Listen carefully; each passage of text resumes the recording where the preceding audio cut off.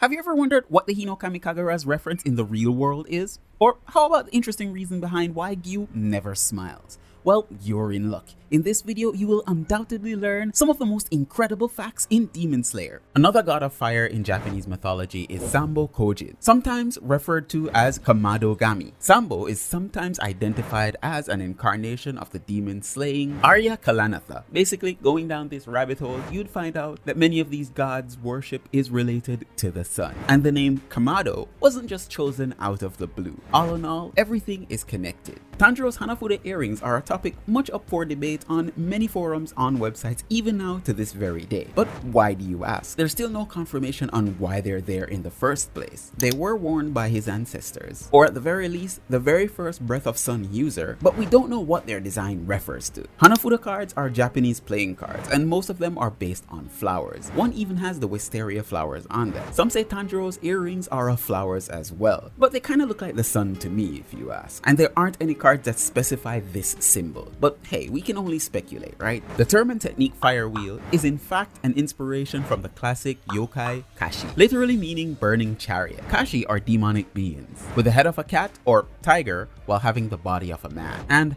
a fiery tail. They ride on burning chariots around the world, snatching up bodies of recently deceased, of those who's done some really sketchy shit during their life, and it takes them right to hell. The passing of sun breathing as a Kagura draws heavily from Shinto mythology. In Japanese folklore, famous tales in volumes of the Nihon Shoki and Kojiki explains that the Kagura ritual originates when Amaterasu, the goddess of the sun, retreated into a cave, which plunged the world into darkness. In response, Ame no Uzume, the goddess of rivalry and dawn, danced outside the cave to entice the sun goddess out. From these events, the Kagura was born, a ritualistic dance that honors kami, gods and ancestral spirits. Likewise, sun breathing was disguised as Kagura and passed down as the Hinokami Kagura. Let's talk about Nezuko Kamado for a moment. The first part of her Japanese voice actor's name, Akari Kito, translates to demon, and she's just as short as Nezuko's actual height.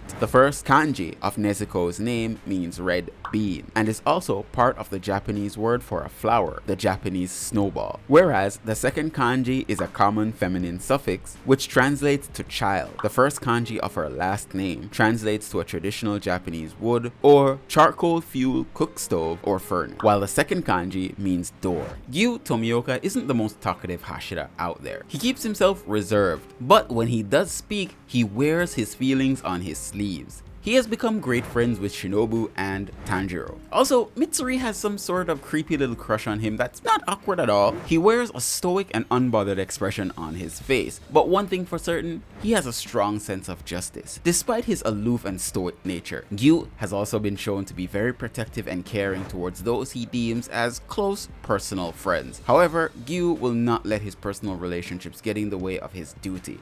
His given name, Sanemi, is composed of the Kon Yomi reading of the kanji for seed, core, and the Goan Yomi for all the more increasingly. Sanemi's surname has the Nonori Immortality River. As revealed during his bout against Gyu, Sanemi loves Ohagi and considers it his favorite thing. However, his pride prevents him from telling anyone that he loves to prepare it. In Kimitsu Academy, Sanemi is a math teacher. He always keeps his collar open because he feels stressed when it gets stuffy around his neck, much like me, and never buttons up even at important family celebrations. When one of his students said, "Nobody needs math in the future," he tossed the student out of the classroom window like in Smash Bros. This became known as the Smash Bros incident. There was a kill Sanemi sensei plot for a while, but after this incident, the plan disappeared. Sanemi was always very kind to elders, women, and children, though kids tend to cry when he gets close to them. And he's very close friends with Kene sensei. They talk a lot. Let's talk about the demon Akaza for a moment. The marks on his body are ones that he's gotten as a human. They are tattooed on the arms of thieves, 3 or more, and the arms would be hacked off as a way to deter them from such. Somewhere along the lines, after becoming a demon, his tattoo extended to cover his entire body due to him killing and devouring a lot of people. Another interesting fact is that his compass needle technique takes the shape of a snowflake. Believe it or not, Nezuko was only 12 at the time she was introduced in the Demon Slayer series. Even though the years of Tanjiro she still looked as young as she did, that's because demons age much more slowly than humans. As thus, she can live for a millennia millennia. This has been more than proven with Muzan's own long-standing life. Nezuko's birthday is December 28th, which would mean that in Western zodiac signs, she would be a Capricorn, which means that she's very dependable,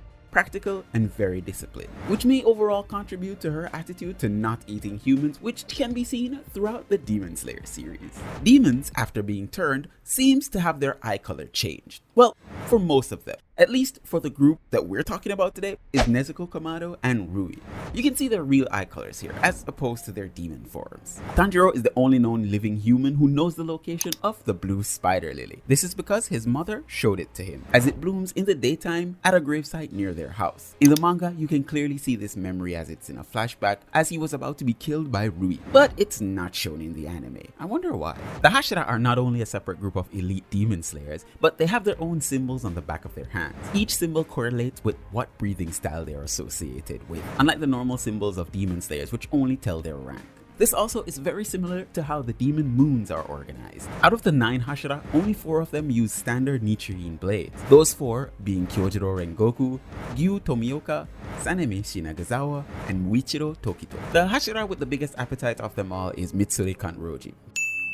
And the Hashira with the smallest appetite is Obanai Iguro. Obanai can go 3 days without eating. We mentioned that the anime is a lot like Bleach, like the ancient day samurai organization, fighting man-eating monsters to protect the weak, while a teenage boy is affected by all this, so now he has to leap in the fray to help out. And he ends up being the center and all hope for most things. And did I mention the stellar training arcs and the epic fights? Let me know in the comments what other similarities you see between Bleach and Demon Slayer. I'd love to hear them. Many people have noticed the similarities between Demon Slayer and Bleach, but did you know that there's a page in the Demon Slayer manga that specifically mentioned Bleach? There was a page that showed Muichiro the Mist Hashira. With this panel, none other than Aizen Sosuke in the back. Shows Koyuharu is a Bleach fan after all. Muichiro has the ability to literally sleep anywhere he chooses. Kind of reminds me of my best friend, who can fall asleep in the middle of an elephant stampede. I guess you could call this a superpower, but this is why Muichiro is always in peak physical form, because he always gets the right amount of sleep no matter what, and that's a lesson for everyone to learn. I know you're a part of the group that isn't subscribed. You've watched the video up to this point, so why not do it? It literally takes 1 click. And while you're at it, drop me a like as well. It will bring you good luck. And until you do so, I'm gonna sit here and stare at you awkwardly for the next 5 seconds.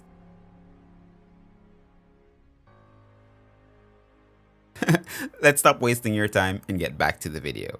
Another addition to the Mugen Train storyline is the addition of Tanjiro wanting to save the conductor who stabbed him. You see, in the manga, this doesn't happen. Instead, Tanjiro knocks him out, and that's that. But in the anime and the movie, we get to see Tanjiro be himself and save the conductor. I guess he knew that the conductor was being manipulated by the demon Enmu and didn't blame him, but Inosuke couldn't care less.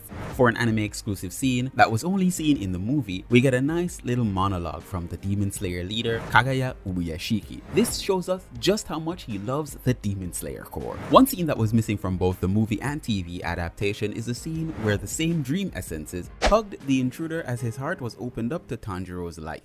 But you want to know what else is interesting? These 100 facts about Demon Slayer that I know you missed. Go ahead and click on the video on your right.